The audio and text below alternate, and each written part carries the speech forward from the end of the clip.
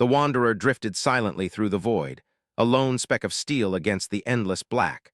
Running dark, no beacons, no signal. Just another smuggler's ship in a galaxy that didn't care whether it lived or died. Inside the dim cockpit, Leo Vance leaned back in his chair, staring at a small, battered, holographic projector turning between his fingers. With a soft click, it flickered to life, projecting the image of a woman with laughing eyes and a young boy on her lap. His wife, his son, Eliza, Ryan. The names tasted like iron in his throat. 3 years since the Vrakkar raid. 3 years since he had held them, kissed them, promised them safety he couldn't deliver. The colony had burned. And Leo Vance, ex-Marine, decorated pilot, survivor, had lived on when they hadn't. He shut the projector down and shoved it back into his pocket, jaw tight. Some ghosts never left. The comm system crackled. A rasping voice cut through the silence, distorted by encryption. Vance, change of plans. Cargo isn't what we agreed, it's a family. Kataran refugees, woman and 2 children, triple the payment. Leo's hand froze on the console. His expression hardened instantly. "I don't transport families anymore," he said flatly. "You know why." "That was years ago, Leo. This is just credits, easy run." "Ghosts," Leo whispered harshly.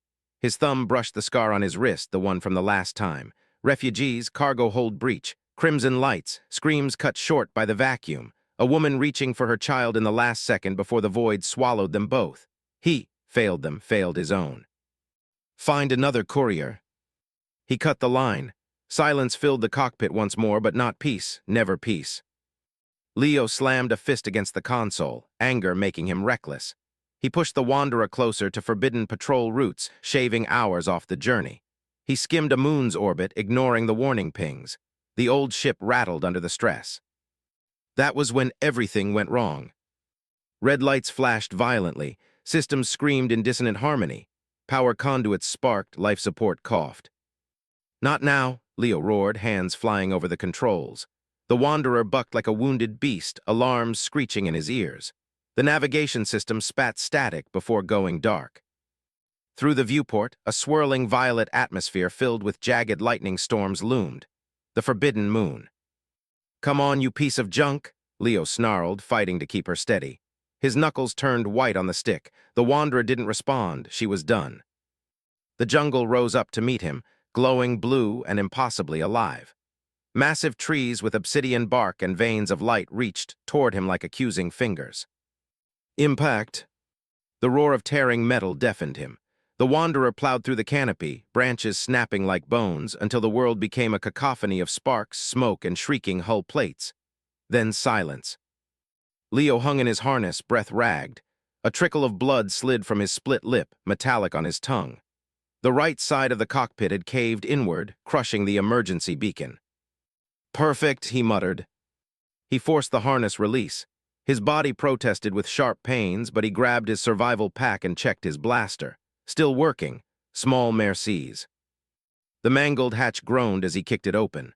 A rush of foreign air flooded the cabin. It was thick with ozone, sharp blossoms, and something sweet and intoxicating. Leo coughed, then stepped out. The world he entered looked like a fever dream. The forest glowed with ethereal light. Fungi lit the ground in rippling colors, dimming when his boots touched them, then brightening again. Enormous trees stretched hundreds of meters skyward, their branches heavy with luminous moss that draped like curtains. The air shimmered faintly when he moved, disturbed by unseen particles of light. "Not exactly the vacation spot the brochure promised," Leo muttered. Talking to himself was a habit now, too many solo runs. He pulled his multiscanner, hopping for signs of civilization or resources. The device sputtered, struggling against the moon's electromagnetic field. The readings jumped erratically before crashing to black. Leo smacked it against his palm, still dead. "Figures." He moved cautiously, scanning the forest with soldier's eyes. The silence was wrong, too complete, too watchful. Then he felt it, the unmistakable sensation of being observed. Leo's hand drifted to his blaster. A shadow detached itself from a tree ahead, graceful, silent, lethal. She stepped into the light and Leo froze. Tall, humanoid, skin the pale blue of glacial lakes, eyes glowing like molten silver, armor of dark metal and carved bone that looked more ritual than practical. Patterns etched across her skin and armor shifted subtly as though alive. In her hand, an energy blade hummed, casting stark shadows across her severe, elegant features. "Trespasser," she said, voice cold as a mountain stream. "You have defiled sacred ground. The law is absolute. Your life is forfeit." Leo raised his hand slowly, careful not to twitch. "It was an accident. Ship crashed. I don't mean harm." Her eyes narrowed, unmoved. "Intent matters not. The law does not bend for ignorance or misfortune. All who walk here uninvited must pay with blood." She stepped closer, blade rising. Leo tensed, calculating. He'd been in standoffs before. Maybe he could draw before she struck, maybe not. The blade gleamed in the alien light. She moved with predatory precision. And then the ground trembled. A low, guttural growl rippled through the clearing, so deep it vibrated in Leo's chest. The bioluminescent forest dimmed, as if holding its breath. The warrior froze, head snapping toward the sound. The undergrowth exploded. A massive six-legged beast burst forth, plated in natural armor that pulsed with dim light. 6 burning eyes glared like coals. Its maw split open to reveal rows of jagged teeth. The sound it released shook the clearing like thunder. "Ravager," the alien woman whispered. Her expression shifted, not fear, but something close, respect laced with dread. Then she leapt. She became a blur of motion, a dancer with a blade of light.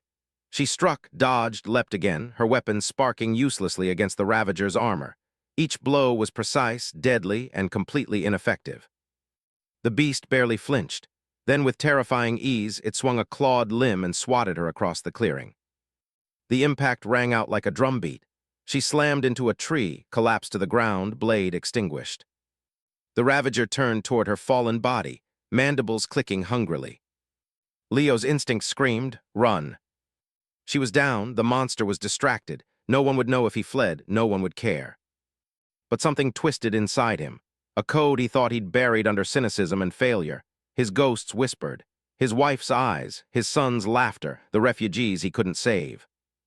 He cursed under his breath, yanked out his blaster and fired. 3 bolts slammed into the Ravager's head. They barely scorched the armor, but the beast turned. All 6 eyes locked on him. "Yeah, that's right," Leo growled, firing again. "Ugly, over here." The Ravager roared, charging. The ground shook with each step, trees shivering under the impact. Leo sprinted. His lungs burned, his boots pounded glowing fungi into bursts of light. Behind him, the monster gained ground fast. He dove through the wreckage of the Wanderers, scrambling toward the reactor core. Sparks spat from exposed wires. The hum of raw power pulsed through the ruined hull. "Come on, come on." He ripped a conduit loose. Electricity crackled violently, searing his palms. Gritting his teeth, he dragged it toward a pool of spilled fuel glistening near the clearing. The Ravager burst into view, charging straight at him. Leo positioned himself beside the fuel. He waited until the last possible second. "Let's see how hungry you really are." At the final heartbeat, he dove aside, rolling across broken metal and glowing moss. The Ravager barreled into the fuel. Leo hurled the sparking conduit. The world erupted. Electricity arced across the pool, engulfing the beast in a searing blaze of blue-white light. It shrieked, thrashing violently as the current found gaps in its armor and cooked the flesh beneath. Leo shielded his face as the monster convulsed, each spasm shaking the ground. Then, with one final tortured roar, it collapsed. Silence. Smoke rose from its charred body. Leo lay on his back, chest heaving, the acrid stench of burnt chitin in his nose. His hands trembled from pain, but he was alive. A groan pulled his attention back to the clearing. The alien woman stirred, forcing herself up despite her injuries. She saw the beast's corpse, then she looked at Leo. Her silver eyes widened, not in gratitude but horror. "You intervened," she whispered. Her voice trembled not from pain but rage. "You saved me. This is the greatest shame." Leo blinked, still catching his breath. "You're welcome. You have no idea what you have done." She staggered to her feet, retrieving her blade. Her face was pale with fury. "By our sacred law, you have stolen my honor. There is only one way to cleanse this stain." The blade ignited once more. She leveled it at Leo's chest. "You must fight me to the death." The energy blade hummed inches from Leo's chest. "Fight," the alien woman said. Her voice was steady, but she swayed on her feet. "You will return my honor with your blood." Leo held his hands up, palms empty. "You're hurt. You'll bleed out if we don't treat you." "My shame is worse than wounds." He took a slow step sideways, keeping space between them. "That thing would have eaten you." "That thing was my trial," she snapped. "You ended it. You decided my fate without my consent. That is theft." "Saving your life is theft." "In our law, yes." They stared at each other across the glowing moss. The Ravager's smoking body crackled in the background, a burnt hill of armor plates and ruin. Leo felt the adrenaline drain, and with it came pain. His palms burned where the live conduit had kissed his skin. His lungs stung with smoke. He kept his eyes on the alien woman, even as his ribs complained with each breath. He tried a new angle. "What's your name?" She stiffened. "You do not speak my name." "Look," he said, keeping his tone calm. "You have rules, I get that. I had rules once too. Some of them saved lives, some got people killed. But right now we have a dead monster and 2 live idiots. How about we?" She moved. In one step she was in range, blade arcing. Leo dropped low on reflex, the edge singing past his hair. He rolled, came up with a lurch, and his hand hovered over his holster. "Don't," he warned. "This ends bad." She came again, not a wild charge now, but measured, precise. She tested him with quick slashes as if taking his measure. Leo parried with empty hands, stepping aside, using footwork he learned many fights ago in places with no names. He didn't draw. He would not shoot her. He couldn't. "You refuse to fight," she hissed. "That is also shame." "Lady, I'm full up on shame." She feinted high, pivoted, cut low. He barely avoided the second stroke. The blade's heat burned a thread across the fabric of his sleeve. His instincts screamed to retaliate, to end this, but he kept his blaster holstered and waited out the flurry. She was good, even injured, too good to toy with. A sharp chirp cut the air. She froze, eyes flashing. Her forearm bracer pulsed with soft light. She glanced down and tapped the device. A voice filtered through, cool and commanding in a language Leo barely recognized, then again in accented trade. "Guardian, report." She kept her blade up as she answered. "Encounter with trespasser, Ravager engaged, trespasser interfered." A beat of silence, then the voice, status. "Ravager is dead, trespasser lives." The words were sand in her mouth. "Orders," the voice said, clipped now. "Escort the trespasser to Outpost Lumen for interrogation. Do not execute. Repeat, do not execute." Her jaw tightened. For a brief second, conflict crawled across her face. Duty pulled one way, pride tugged the other. She switched off the channel and looked back at Leo. "You are spared by command," she said, the words flat. "For now." "Lucky me," Leo said. She deactivated the blade, wincing as she did. Up close, her injuries were obvious. A deep bruise swelled under one collar piece. Her breathing was uneven. A smear of dark blue blood streaked her forearm where Chiton had raked her. He reached slowly for his pack. "I can patch you." She lifted a hand in warning. "Do not touch me." He opened the pack anyway and pulled out a thin cylinder. He twisted it. A nozzle extended. "Antiseptic spray, universal spectrum, it's clean." Her eyes flicked to it, unreadable. She turned away as if he hadn't spoken and limped past him toward the tree line, retrieving the blade's fallen hilt as she went. "We move." "Do I at least get your name now?" he asked as he shouldered the pack and fell in beside her, careful not to crowd too close. She strode ahead, back straight despite the hitch in her step. "Xyla," she said at last, without looking back. "Guardian of the luminous grove." "Leo," he said, "professional idiot." She did not respond. They moved into the forest. The bioluminescence flowed around their legs, dimming and flaring in their wake like living water. Spires of obsidian bark rose around them, and every so often a cloud of tiny, glowing motes whirled up like fireflies disturbed from sleep. Leo studied Xyla as they walked. The patterns etched into her skin and armor were not random decoration. They pulsed, shifted, aligned with her breath and heartbeat, a living map of identity, rank, and oath. Her posture was rigid, trained. But when she thought he wasn't looking, her hand hovered over her ribs where the Ravager had slammed her. Pain leaked through her discipline. "You should let me look at that," he said after a while.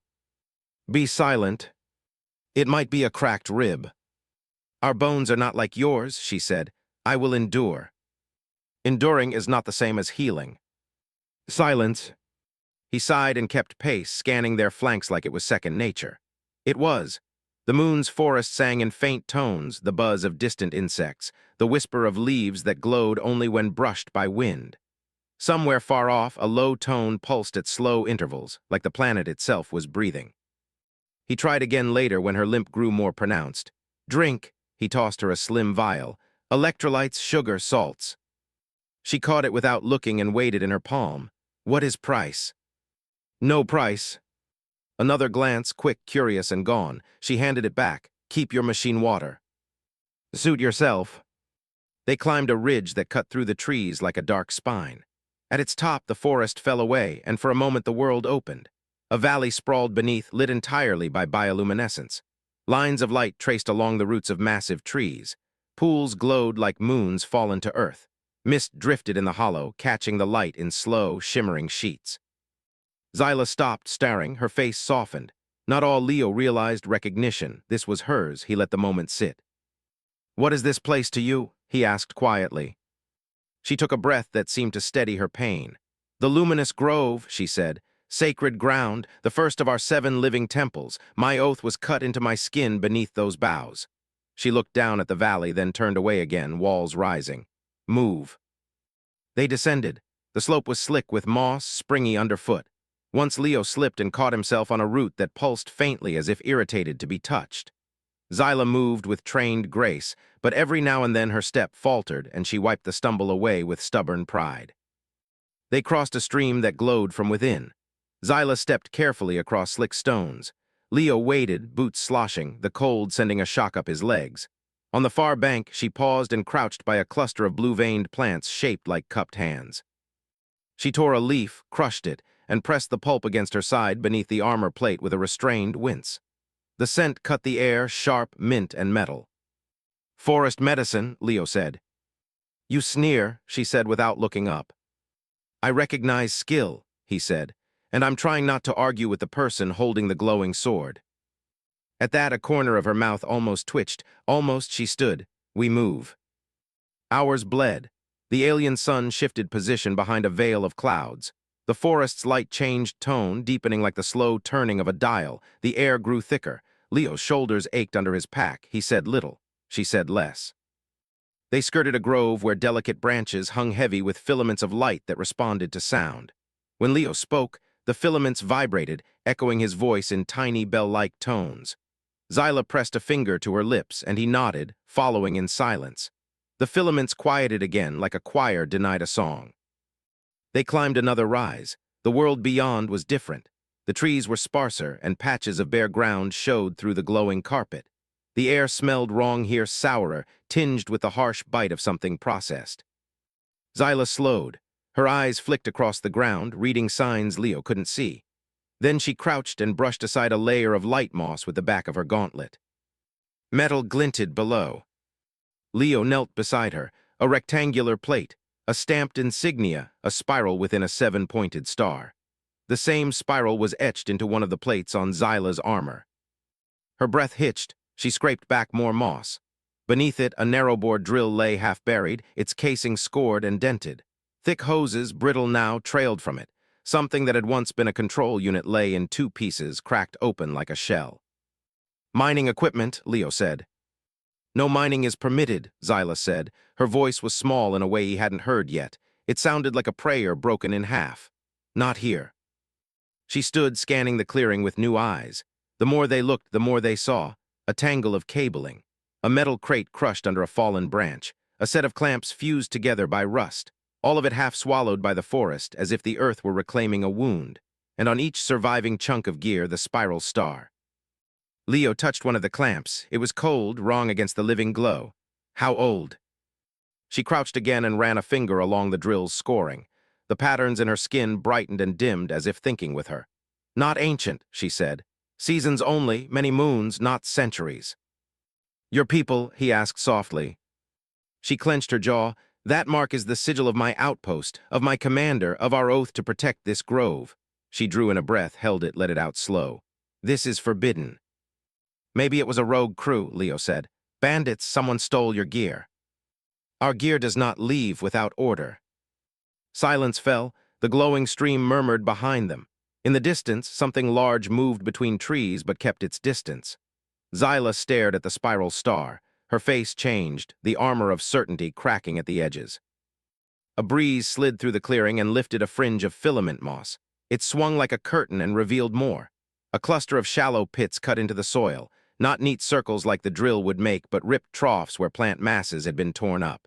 He saw the roots had been hacked and bundled. The ends were sealed with something tar-like. Harvested. What were they taking? Leo asked. Xyla swallowed. The light roots, she said, barely audible. They run beneath the grove, they carry the flows, they bind the forest and the stone. We are taught they are sacred. Sacred and useful, Leo murmured. He stood and paced the edge of the clearing, following the line of disturbed ground. He found boot prints too, not his, not hers, wider with a split heel. He counted, many feet, heavy loads. This wasn't a one-time thing, he said. They came back again and again. Xyla's hand found the hilt at her hip, not to draw, to ground herself. Our law forbids it, she said, as if willing the words to rearrange reality. No guardian would permit this, no commander would. Your comms, Leo said gently, call it in. She hesitated, then she tapped her bracer. The same clear, cool voice answered at once like it had been waiting. Guardian Xyla, report. She kept her gaze on the scarred ground. Encounter complete, Ravager slain, escorting trespasser to Outpost Lumen. Additional report, I have discovered mining apparatus in the grove. It bears our sigil. Explain. A longer silence this time. Leo saw her throat move as she swallowed. Old equipment, the voice said at last, smooth. Predesignation, abandoned. The grove's border has shifted since then, nothing to fear. Xyla's eyes narrowed. The pits are fresh. Wind scours, animals root. Your injury clouds your judgment. Do not be distracted from your duty. Bring the trespasser, we will review. The line cut, a soft click. No sign-off, no blessing, just the end. Xyla stared at her bracer like it had bitten her. Then she closed her eyes. When she opened them again, the soldier was back. The blade at her hip hummed once, a low warning. We move, she said, voice carved from stone. Leo studied her face. You don't believe him. What I believe, she said, is irrelevant to duty. You sound like I did when I was 22, and saluting men who sent kids to die. She pivoted with the speed of a whip. Do not bind my people to your failures. He lifted his hands, fair. They pushed on. The forest tightened, then opened into a ravine cut by a thin river of light. They followed it. The air grew cooler. The glow changed color, shifting from blue to a faint, icy white. Above them the canopy thinned, and the sky showed through in shards. A pale crescent hung there, a gas giant banded and vast, the moon's master world. Your ship, Xyla said. You can fix it. Leo huffed a dry laugh. If I had power coils, shielding plates, a clean nav core, 20 hours, and a miracle. Miracles are not in our law, she said. Then I'm in trouble. They climbed a final rise, and the world beyond made Leo slow without meaning to. The forest gave way to stone, a broad shelf that jutted from a mountainside like a landing. Built into that stone was structure. Spires of dark rock rose, carved and grown at once, as if the mountain had been coaxed into architecture. Balconies looped like vines. Windows glowed with soft inner light that matched the forest's hue. It was not a fortress in the human sense. It was part of the place. It belonged. Xyla's step did not falter, but Leo saw her shoulders square and her head tilt, ever so slightly, like someone putting on a mask. Outpost Lumen, she said. Pride edged the words. Pride and something else now, a thread of iron under silk. Home. Then let's meet your boss. She shot him a look. Say as little as possible. I'm good at that, he said, and for once he was.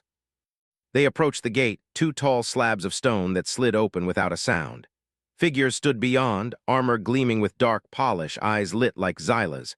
They watched Leo with a predator's stillness. He counted numbers, distances, angles, old habits. A senior officer stepped forward. His armor bore additional marks, patterns that crawled along his chest plate in intricate spirals. His gaze rested on Xyla first, then flicked to Leo and stayed there a heartbeat too long. Guardian, he said, voice like the comms, silk over steel. You return, and you bring the trespasser. Xyla bowed her head a measured fraction, as ordered. The officer's eyes moved to the forest beyond. The Ravager. Dead, she said, by my hand. She paused, then added, each word like a stone, and by his. The officer's mouth curved in something like a smile. Not friendly, not exactly. How efficient. He lifted a hand, 2 guards stepped forward. Energy cuffs hummed to life in their hands. "Escort our guest," the officer said. "We will discover his truths." His gaze returned to Zyla and something in it sharpened. "You are injured." "Superficial," she said. "Report to the Medicorum, then to me." The officer's smile returned, broader now. "We have much to discuss." The cuffs snapped around Leo's wrists with a sting. He didn't fight them, not yet. He met Zyla's eyes as they led him away. There was a storm behind her calm. He nodded once small, a soldier's signal that said, "I saw what you saw, I'm still here." She looked at him just a second too long, then turned away. They led Leo into the mountain's mouth. The corridors glowed from within the stone, light pulsing like a heartbeat. Voices echoed. The air was cooler, clean. The place smelled of metal and resin and something floral and sharp. He filed details away. He didn't know why, but he knew he would need them. In a side passage, a narrow window looked out over the grove. From here, the forest's glow looked like a sea turned inside out. Beautiful.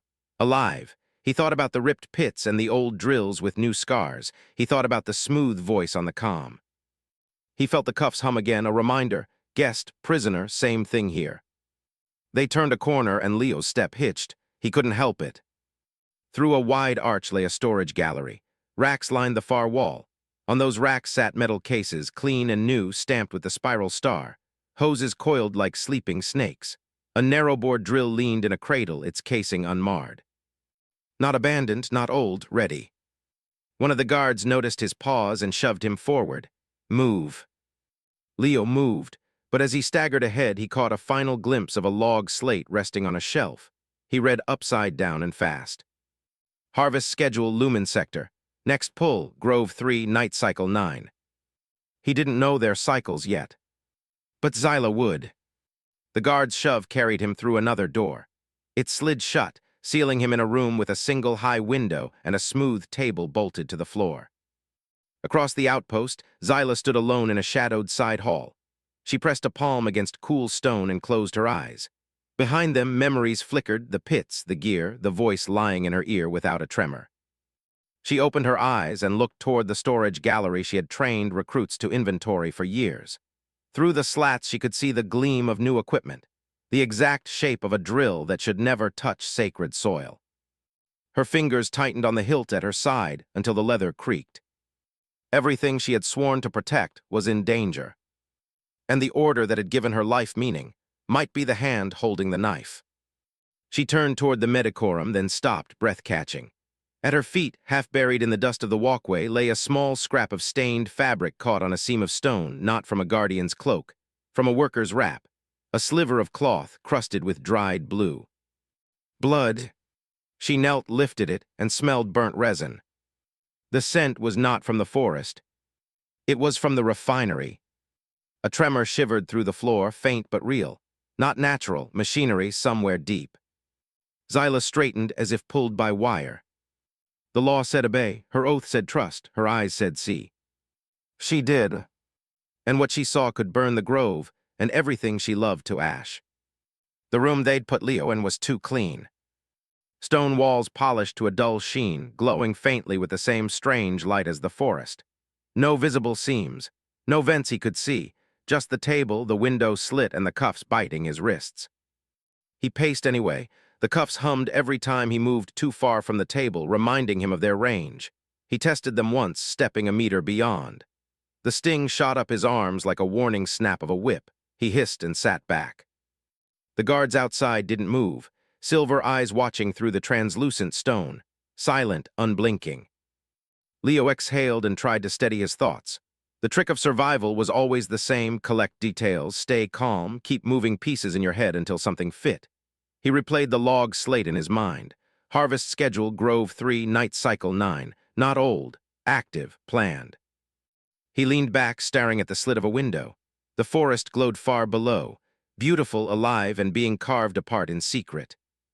Zyla stood in the Medicorum chamber, armor half removed, ribs bound by clean white strips of cloth.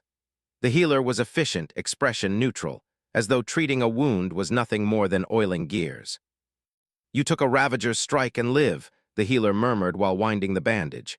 Impressive. It should have been my death, Zyla replied. Her voice was low, clipped. The healer said nothing more.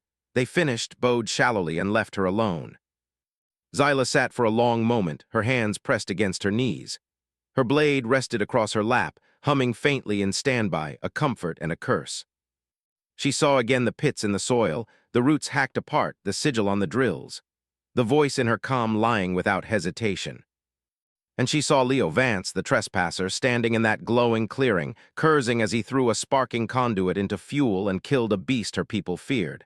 Not graceful, not sacred, but effective. She clenched her jaw. She had been raised to believe the code was unshakable. Now cracks were spreading through it, and she was terrified of what lay beneath. A voice cut through her thoughts, smooth, commanding, filling the chamber like a tide. Guardian Zyla. She looked up. The tall figure of Commander Craig stood in the doorway. His armor was darker than the others, patterns more elaborate, lines etched across his skin like rivers of silver. His presence filled the room. You returned with the human, he said. His tone was calm, his smile measured. And alive. As ordered, Commander, Zyla said, rising to her feet. She bowed her head, though not as deeply as tradition demanded. Craig's eyes flicked across her injuries, then settled on her face. Your report was incomplete. Her throat tightened. I encountered mining apparatus in the grove. Old equipment, he said without pause. Nothing of concern. It was not old. Her voice sharpened before she could stop it. Craig stepped closer. He placed a hand on her shoulder with the gentle weight of a predator's paw. You were injured. Your senses clouded. The grove plays tricks, Guardian, you know this. Let us not embarrass ourselves with illusions. Her stomach twisted. The weight of his hand felt wrong, heavy, possessive. She forced herself not to flinch. Yes, Commander, she said finally, though the words tasted like ash. Good, he said softly, his silver eyes narrowed just slightly. We will convene tomorrow. For now, rest. Your duty is done. He left as silently as he'd come. Zyla stood alone, staring at the door long after it had closed. Hours passed before the guards opened Leo's door. Move, one ordered. Leo stood, hands still bound. Field trip, I didn't pack lunch. They didn't reply. They marched him down glowing halls that curved deeper into the mountain. He counted steps, corners, doors, always counting. Finally, they entered a large chamber, a council room maybe, though smaller. Carved stone chairs circled a low table. At the far end, Commander Craig stood waiting, Zyla at his side. She wore her armor again, polished now, her face set like stone. Craig smiled warmly, though his eyes never warmed. Leo Vance, he said, voice rolling smooth as oil. A pleasure. Funny, Leo said. I don't usually get cuffed when I'm someone's guest. Craig chuckled as if amused. You are alive, are you not? That is hospitality. Leo smirked but said nothing. He let the silence stretch. Craig studied him. You fell from the sky, and yet you stand before me unbroken. You slew a Ravager, a feat even our finest struggle with. Tell me, what are you? Leo leaned forward. Just a man who's hard to kill. Craig's smile widened a fraction. So you say, but accidents do not happen here. Nothing falls into the luminous grove without purpose. Zyla shifted slightly at his side. If Craig noticed, he ignored it. You will remain here, Craig continued, until I understand your purpose. If you are enemy, we will learn. If you are ally, perhaps, you will find reward. Leo kept his voice flat. I'm not here to play politics. My ship crashed, that's it. Craig tilted his head, watching him like a puzzle. Then he gestured. The guards hauled Leo back to his quarters. That night, Leo sat on the edge of his cot, cuffs still humming. He stared at the ceiling, replaying every word, every look. Craig was too smooth, too polished. The kind of officer Leo had seen before, the type who could order massacres with a smile and call it strategy. The cuffs clicked, deactivated. The door hissed open. Zyla stood there, pale light behind her, eyes unreadable. She slipped inside and sealed the door. You summoned me, she said, voice taut. Leo blinked. I didn't. Her eyes flicked to the cuffs. They were released. Only the commander or his officers hold that right. Leo frowned. Then maybe he wants us talking. Or testing. She crossed the room and sat opposite him. Her blade rested across her knees. Silence stretched. Finally, Leo said, "You don't believe him." Her eyes snapped up. "Careful, human." "I saw your face when he dismissed the mining gear," Leo said. "You know he's lying, and you hate it." Her jaw clenched. For a long time, she said nothing. Then, "If what you imply is true, then everything I have sworn to is a lie. My commander, my oath, my purpose." "Welcome to being human," Leo said softly. Her silver eyes burned. "You mock me." "I'm telling you," he said. "I've saluted men like him before, men who smiled and lied and sent kids to die while calling it honor. You don't need to believe me, just keep your eyes open."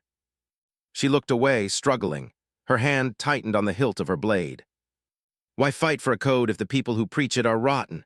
Leo asked quietly. Her breath caught, she didn't answer. Before she could, a faint tremor shivered through the floor. Both of them looked up. Leo frowned. "Machinery." Zyla's face drained of color. She knew the sound, the rhythm, the pulse of drills chewing at sacred roots. Leo leaned forward. "Your commander's harvesting under your feet, isn't he?" Her silence was answer enough. The tremor grew stronger, and with it came a distant, hollow boom, something slamming deep below the mountain. The lights flickered once. Zyla stood abruptly. Her voice was a whisper, but it carried like a vow. "If he defiles the grove, he defiles us all." She turned toward the door, blade already igniting. Leo rose too, heart pounding. "Where are you going?" Her eyes met his, sharp, blazing now with something new. Not just anger, betrayal. "To find the truth." The alarms began to blare. The alarms spread like wildfire through the outpost. Deep, resonant tones throbbed in the walls, pulsing in time with the trembling stone. Guardians rushed through the corridors in silver-eyed ranks, weapons drawn, voices clipped and sharp. Leo moved with them, though his wrists still hummed with the energy cuffs. The guards shoved him forward, but he barely felt it. His eyes tracked the walls, the floors, the faint vibration that wasn't just alarm, it was machinery. Mining machinery deep in the mountain's gut. Zyla walked ahead of him, blade ignited, her jaw set tight. She hadn't said a word since the tremor began. They entered the great courtyard. Dozens of guardians were gathering under the cold light of the fortress spires. Above them, on a raised platform, Commander Craig appeared. His presence silenced the assembly. He lifted his arms, voice carrying like rolling thunder. "Guardians of Lumen, our sacred ground has been breached by a trespasser." His silver eyes flashed toward Leo. "This human with tricks and machines has corrupted our guardian. He has turned her blade against her people, against me." The guardians shifted, uneasy. Dozens of glowing eyes turned to Zyla. Her shoulders squared, but her throat tightened. "Lies," she said, her voice slicing through the air. "You dishonor yourself, Commander. You ordered the grove mined. I saw the drills. I heard the roots scream." A murmur swept the ranks. The soldiers exchanged glances, hands twitching on weapons. Craig's smile never faltered. "Hear how she repeats his poison. Hear how she doubts our law, our history, our oath. A guardian fallen." He spread his arms wide, voice booming. "There can be no greater betrayal." Leo barked a laugh, harsh, bitter. "Classic, blame the whistleblower, paint the traitor as the victim." He lifted his bound wrists. "I've seen this show before, and it doesn't end well for the truth." Craig's eyes flicked to him, cold and sharp. "Silence." But Leo pressed on, voice louder. "He's selling your roots, your sacred forest, turning it into weapons, and guess who's buying? The Vrakar Imperium." The name cracked across the courtyard like thunder. Gasps, anger, denial, but doubt too, doubt that spread like a stain. Craig's smile finally slipped, only for a heartbeat, but Leo saw it. Then the commander's voice sharpened, cutting doubt away like a blade. "Fabrications, the trespasser hacks our systems, he weaves illusions, he has corrupted Zyla with false visions." Craig's hand swept down in judgment. "She is guilty, the penalty is death." The guardians stiffened. Their code was absolute, the law demanded blood. "Commander," Zyla's voice shook with fury, "you hide behind law while you break its spirit. You desecrate what we swore to protect." Craig's voice rose, thundering across the walls. "Enough, guardians, fulfill your oaths, execute the traitor, cleanse her stain with fire." The courtyard froze. Every eye turned to Carol, Zyla's second-in-command, the warrior she had trained, fought beside, bled beside. His hands trembled on the bow in his grip. His eyes were wide with anguish. "Carol," Craig barked, "now." Carol's gaze met Xyla's, silver eyes burning with sorrow. "Forgive me," he whispered. He raised his bow. All around him the guardians followed. 100 bows drawn, arrows shimmering with lethal light. Leo's stomach dropped. He saw the inevitability of it, tradition crushing loyalty, law strangling love.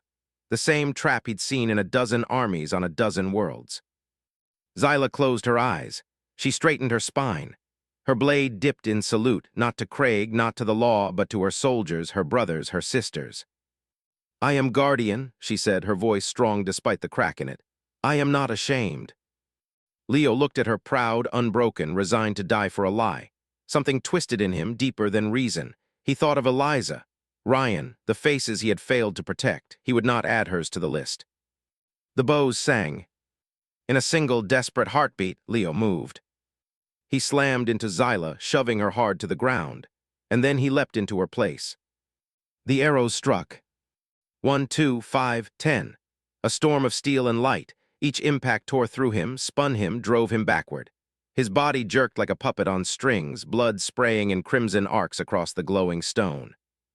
He gasped, choked, fell to his knees, his vision blurred. He tasted iron, hot and bitter, the world tilted. Through the haze, he saw Xyla staring at him, her silver eyes wide with horror.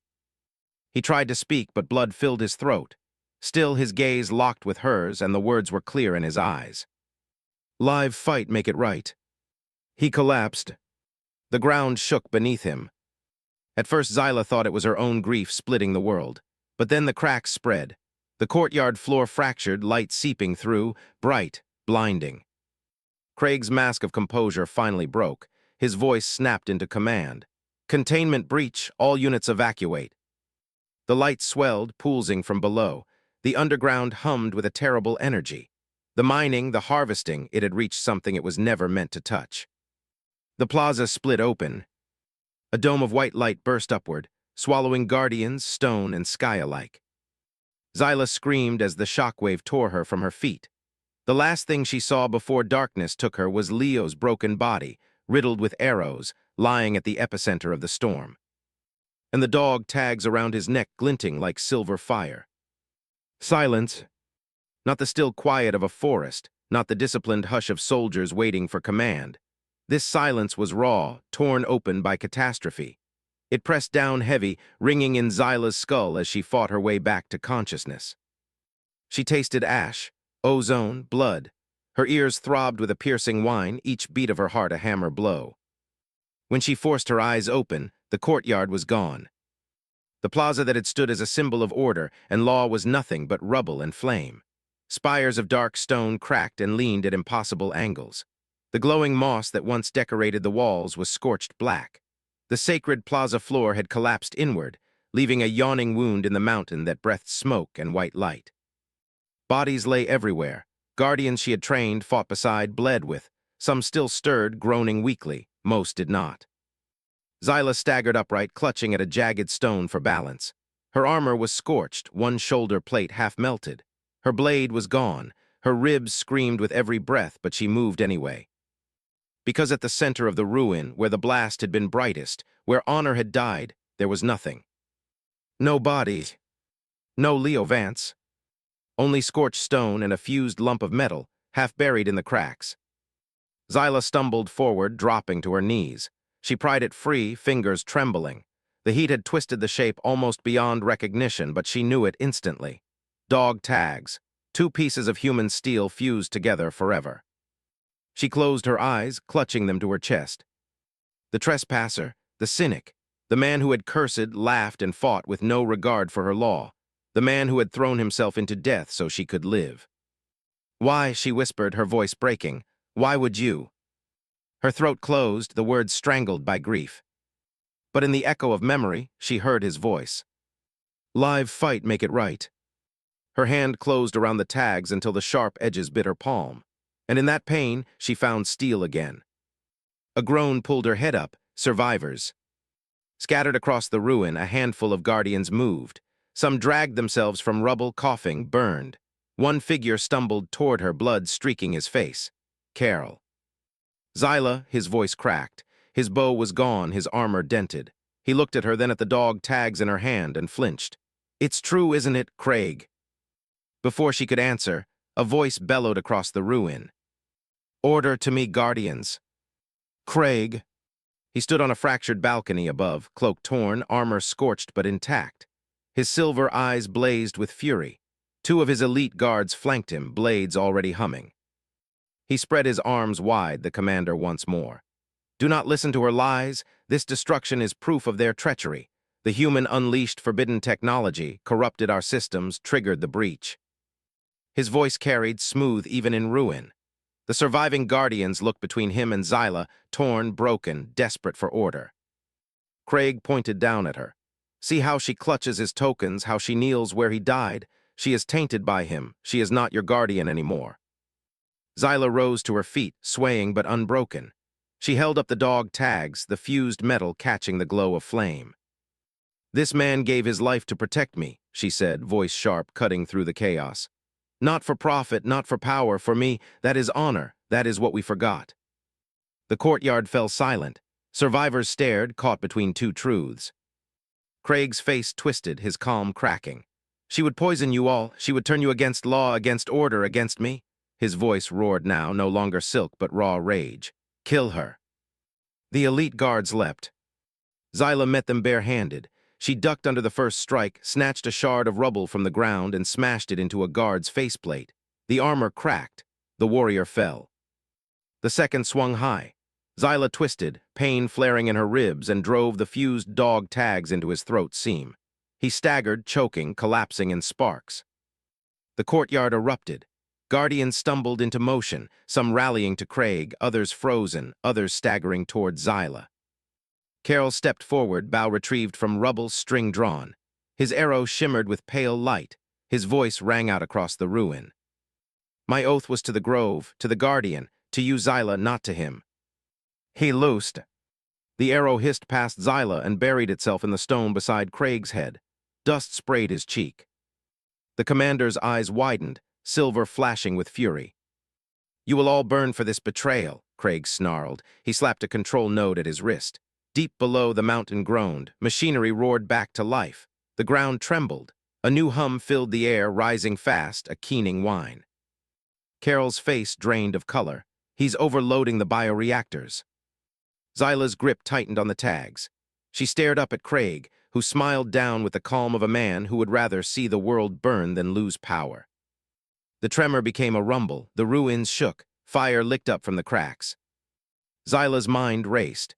If the reactors went critical, not just the outpost, not just the grove, but the entire moon could ignite. She met Carol's eyes. "Then we stop him." The mountain groaned like a dying beast.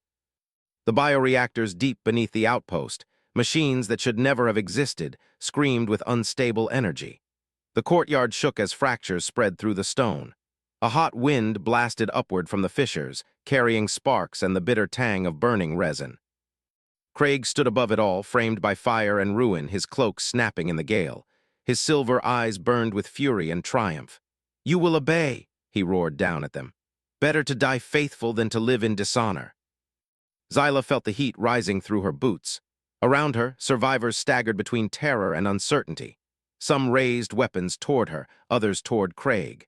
The code had chained them for so long that even now, at the edge of annihilation, they hesitated. She lifted the fused dog tags high. The little shard of human steel glinted in the firelight. "Look at him," she shouted, voice cutting through the roar. "He hides behind law while he feeds the grove to our enemies. He would burn our moon to ash rather than face truth."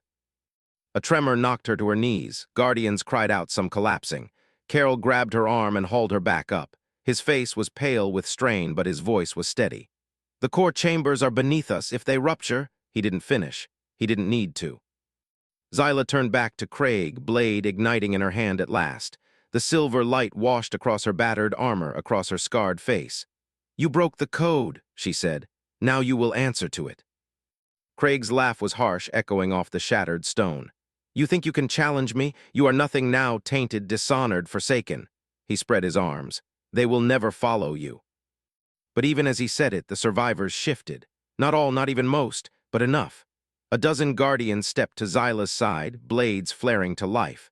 Carol raised his bow and spoke aloud what none dared until now. The code is not blind obedience. It is service. You serve only yourself, Commander. She serves the Grove. Craig's smile faltered. And then he attacked. He dropped from the balcony in a blur, his blade shrieking as it sliced through the air. Zyla met him head-on, sparks spraying as their weapons clashed. His strength was brutal, each strike fueled by rage and certainty. Her ribs screamed, her knees buckled, but she held the line. "You are weak," Craig snarled, forcing her back. "You needed saving. You carry the shame of the tainted." Zyla gritted her teeth, parrying a blow that nearly split her helm. "And yet I stand," she hissed. "And she thrust the dog tags into his face between strikes. "He showed me what honor truly means." Craig's eyes flickered at the sight of the human metal just for a heartbeat. It was enough. Zyla twisted, used his momentary distraction, and slammed her blade across his chest. Armor shattered, silver blood spraying. He staggered, but his fury only deepened. "You would damn us all for a human." "Not for him," Zyla said, voice steady even as her body trembled. "For the truth he revealed." The battle erupted across the courtyard. Guardians split, some loyal to Craig's command, others to Zyla's defiance. Blades clashed, arrows shrieked through the smoky air, sparks cascaded like falling stars. Carol loosed shaft after shaft, each one striking true, dropping loyalists without killing them. "We need the evidence," he shouted to Zyla. "Words will not be enough." She knew he was right. Even if they defeated Craig here, the High Council would demand proof. Her eyes flicked to the shattered balcony above, to the command chamber beyond. Files, records, the truth. "Hold him," she barked and sprinted toward the stairs. Craig roared, breaking free of the clash, cutting down two guardians who tried to block him. "You cannot run from judgment," he bellowed, charging after her. The command chamber was half collapsed, consoles sparking, data slates strewn across the floor. Zyla's heart hammered as she tore through the wreckage. And then she found it, crystals sealed in protective cases, still intact. She snatched one, slotted it into a terminal, and the truth spilled across the cracked screen. Communications logs, transaction records, the sigil of the Grove paired with Vrakar Imperium codes, shipments marked with Craig's own authorization. Her stomach clenched. It was worse than she had feared, not just harvesting, weapons, tailored biological agents crafted from the Grove's luminous roots, designed to kill specific genetic markers, to kill her people. A shadow fell across the console. Craig stood in the doorway, blood seeping from his wounds, blade humming like a song of death. His silver eyes were wild now, stripped of polish, burning with fanatic hate. "You should not have seen that," he growled. "You force my hand, child. Better you die here forgotten than carry this shame to the council." Zyla rose, the crystal clutched in one hand, her blade igniting in the other. Her voice was quiet but steady as stone. "I carry more than shame now." She lifted the fused dog tags, dangling beside the glowing crystal. "I carry honor, his honor, and the truth that will bury you." Craig's scream was wordless fury as he lunged. Their duel tore the chamber apart. Blades slashed through consoles, sparks spraying. Every strike rattled Zyla's bones, every parry flared agony through her cracked ribs, but she held on, matching his fury with resolve. He slammed her into a pillar, blade at her throat. "You are nothing without the law," he hissed. She met his eyes, defiant. "Then I am free." She twisted, drove her blade upward through the gap in his armor. It slid home beneath his ribs, piercing deep. His silver eyes widened in shock. Zyla wrenched the blade free and Craig staggered back, choking, silver blood pouring down his chest. His blade fell, sputtering out. He sank to his knees, eyes still burning with hate. "You will damn us all." "No," Zyla said. She crouched beside him, voice low. "You already did." His breath rattled once, twice, then stopped. Craig, commander of Lumen, architect of betrayal, fell dead at her feet. The tremors still shook the mountain. The bioreactors screamed louder, unstable and close to rupture. Zyla snatched up the data crystals, the proof of his treachery, and sprinted from the chamber. She burst back into the courtyard, dog tags and crystals clutched together in one hand. "He is dead," she cried. "And this," she raised the crystals high, "is the truth of his crimes." The fighting slowed. Survivors turned, eyes wide. Carol stepped to her side, his bow lowered. "Then we leave," he said urgently. "If the reactors blow, nothing survives." Zyla looked back at the fractured mountain, at the glowing cracks widening by the second. The grove pulsed faintly beyond, its light dimming, poisoned by what had been done to it. Her grip on the dog tags tightened. She bowed her head for a single heartbeat. "We will survive," she whispered. "For him, for the grove." She raised her blade and pointed toward the outer gates. "Guardians, to me, we evacuate." And for the first time, they obeyed her not because of law, not because of code, but because she had given them something greater than both. The fortress burned. Columns of fire licked the sky, fueled by ruptured conduits. The mountain shuddered with each pulse of the bioreactors below, unstable energy boiling upward. The once sacred outpost, the symbol of law, strength, and tradition, was now nothing but a collapsing tomb. Zyla led the survivors through shattered gates, the fused dog tags clenched in one fist, the stolen data crystals strapped to her side. Behind her, Carol shouted orders, guiding wounded guardians through smoke and falling stone. Every step was a fight against despair, every breath thick with ash. The grove beyond the outpost shimmered faintly, its light sickly and dim, poisoned by the machines Craig had hidden beneath it. Zyla's throat tightened. This was her world, her temple, her oath, and she had failed to protect it. No, she looked down at the dog tags in her hand, the cool steel biting her palm. Not failed, not yet.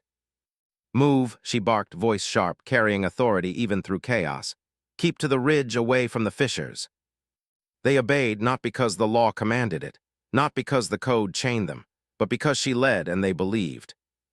They reached the forest edge, just as the bioreactors screamed their last.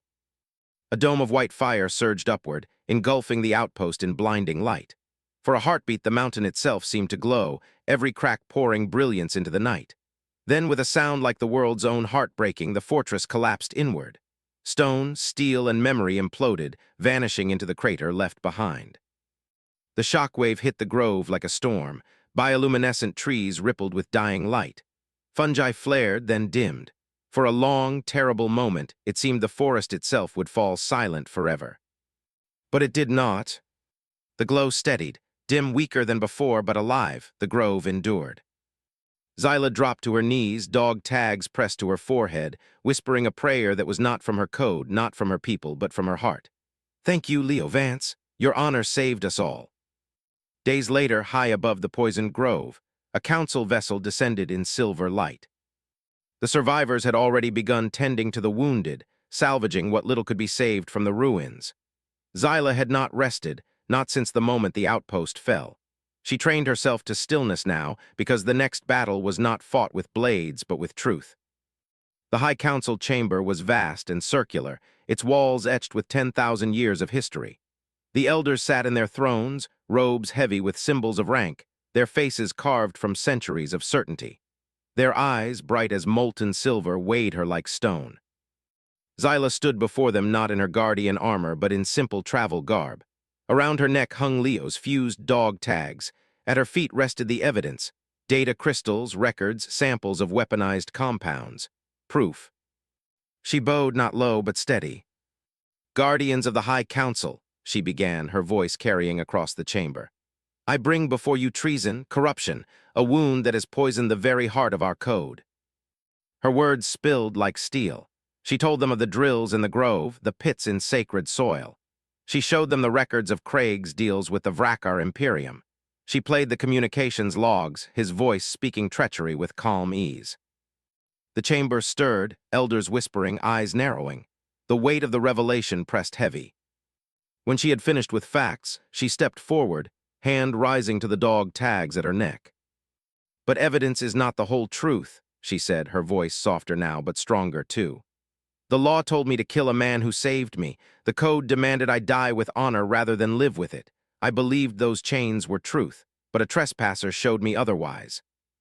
She lifted the tags high. The chamber gasped at the sight of human steel resting in the sacred hall. "He was not of our kind. He mocked our rituals. He fought with tricks and machines. He cursed, he doubted, he broke every law we hold dear." Her voice cracked, but she pressed on. "And he was the most honorable warrior I have ever known." She lowered the tags to the altar at the center of the chamber, the sacred space reserved for relics of the highest honor. The metal clinked softly against the stone, but the sound rang like thunder. "He did not fight for a code. He did not fight for glory. He fought for me, a stranger, an enemy, because it was right. His sacrifice was not for clan or law, but for a single life he deemed worth saving. That is honor. That is the code we forgot. The chamber erupted outrage, debate, shock. Some elders shouted heresy. Others demanded silence. Some, she saw, looked shaken, the weight of doubt heavy in their eyes. Zyla did not argue. She turned, cloak swirling, and walked toward the chamber doors. At the threshold, she paused. I renounce my title as guardian. The old ways led us to ruin. I will walk a new path. I will go to his world. I will learn his laws. And I will forge a new code worthy of the sacrifice of Leo Vance. The great doors opened, and she walked into the light. Outside, Carol waited. His face was tired but steady. What did they say? Enough, she replied simply. Her hand closed around the empty space at her throat. For the first time in her life, she felt both lighter and heavier. They will fight you, Carol warned. They already are, she said, but truth will not die with me, not now. He looked at her for a long moment. Then he bowed, not as soldier to commander, not as pupil to teacher, but as one equal to another. Then I follow you, wherever this path leads. Zyla almost smiled. Almost. She turned her gaze upward, past the grove, past the mountains, to the stars where Leo had come from. His world awaits, she whispered. And in the silence that followed, she imagined a voice she would never hear again. Cynical, worn, human. Live fight make it right. She nodded once, as if answering him. Then Zyla, once guardian, now bearer of a new code, stepped onto her ship. The engines roared, the stars opened before her, and the story of Leo Vance, the trespasser who had taught honor to an alien world, was only beginning.